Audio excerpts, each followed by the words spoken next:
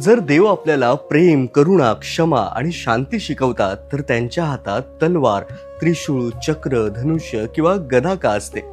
हिंदू धर्मामध्ये देवतांच्या हातातील शस्त्रांचा अर्थ हिंसा नाही, तर धर्माचं रक्षण आणि अधर्माचा नाश करणं हा आहे. पण इथला अधर्म म्हणजे फक्त बाहेरचा शत्रू नाही, तर आपल्या मनातला क्रोध, लोभ, अहंकार, मत्सर आणि अज्ञानही आहे.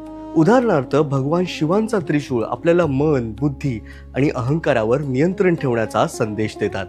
भगवान विष्णूंचं सुदर्शन चक्र काळ, सत्य आणि धर्माचं प्रतीक आपल्याला मानलं जातं. तर माता दुर्गेची तलवार अज्ञानाचा अंधकार दूर करून ज्ञानाचा प्रकाश देण्याचं प्रतीक आहे. म्हणून देवतांच्या हातातील शस्त्र हिंसेसाठी नाहीत, तर ती आपल्याला स्वतःवर विजय मिळवायला शिकवतात.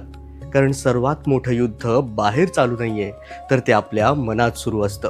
तुमच्या मनातही असे काही प्रश्न पडत असतील तर आम्हाला नक्की विचारा.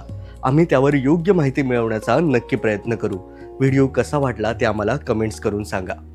धन्यवाद.